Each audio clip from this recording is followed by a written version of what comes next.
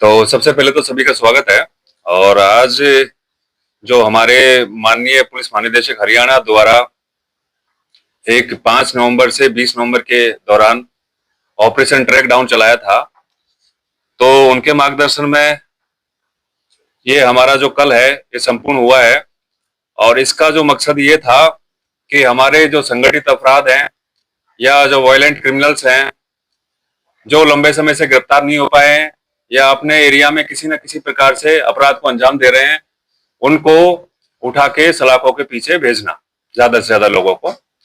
तो इसमें हमारा जो रेवाड़ी है उसका जो काम है बहुत ही सराहनीय रहा है।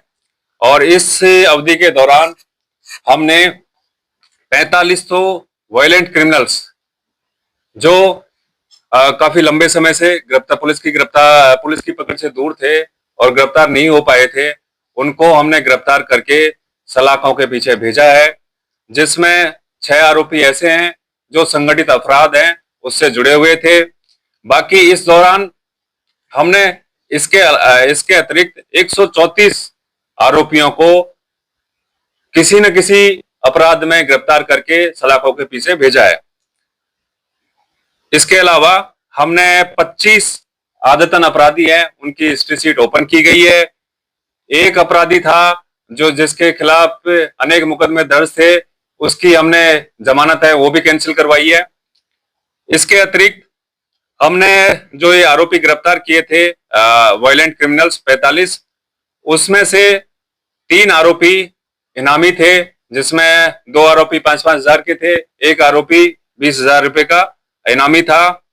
इसके अतिरिक्त हमने अवैध जो हथियार हैं जो लोग रखते हैं और उसका उपयोग करके अपराधों को अंजाम देते हैं, उनके खिलाफ भी हमने कड़ा एक्शन लिया है। और इस दौरान हमने 15 मुकदमे अवैध हथियार रखने वालों के खिलाफ आर्म्स एक्ट के तहत दर्ज किए हैं, जिसमें 18 लोगों को हमने गिरफ्तार किया है। 7 देसी कट्टे, 6 देसी पिस्टल, एक गन, 15 राउंड, 2 मैगजीन हमने बरामद किए हैं और उन्हें हमें गिरफ्तार करके हमने सलाखों के पीछे भेजा है। इसके अतिरिक्त हमने एनडीपीएस जो है नशा है उसके खिलाफ भी हमने इस दौरान कार्रवाई की, जिसमें हमने 2 मुकदमे दर्ज किए और 6 आरोपी को हमने गिरफ्तार करके हमने इसमें चिट्टा और गांजा है वो भी एक अच्छी अमाउंट में बरामद किए हैं। सर, अभी आपने कहा कि जो ऑपरेशन ट्रैक डाउन चला है, इसके अंदर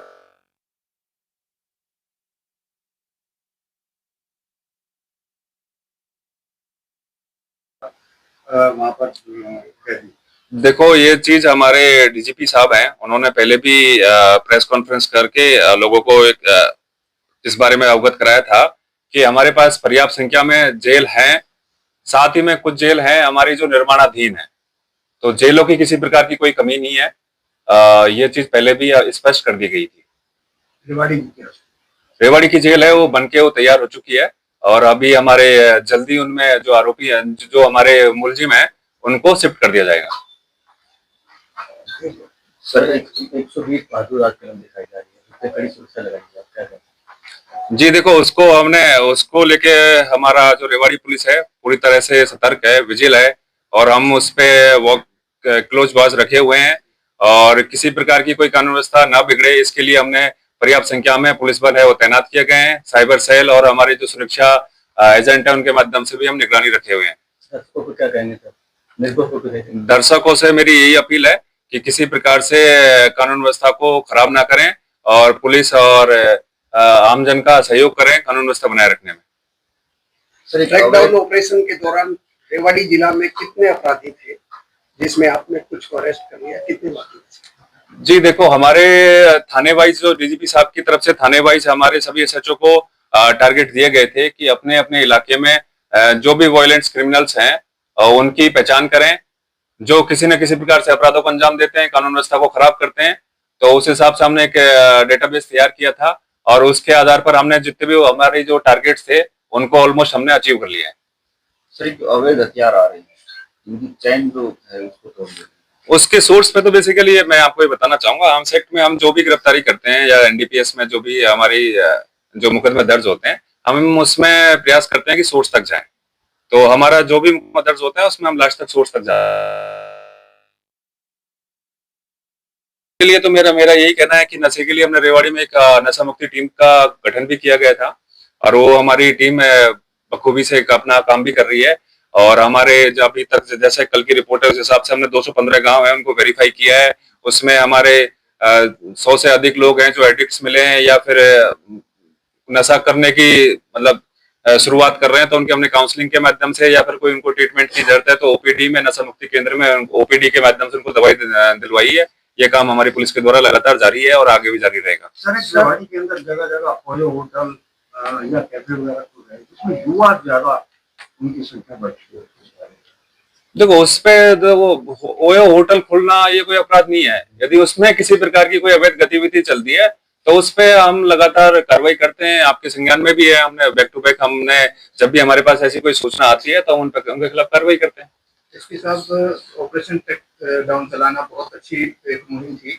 और जो जैसे जो अजनबी लोग हैं या जो किराएदारों की वेरिफिकेशन का कार्य काफी दिनों से लंबित है, थानों में शिकायतें ही नहीं पहुंचती, उनकी सूचनाएं नहीं पहुंचती, क्या कहेंगे ऐसे मालिकों को जो ऐसी जो अवांछित तत्व हैं? जी मैं आपको बताना चाहूंगा, ये वेरिफिकेशन के माध्यम से अभी कुछ दिन पहले हमने 44 बांग्लादेशी थे उनको हमने डिपोर्ट कराया। उससे पहले हमने 28 बांग्लादेशी थे उनको अपनी वेरिफिकेशन सर्च या कॉम्बिंग के माध्यम से उनको आइडेंटिफाई करके उनको भी डिपोर्ट कराया था।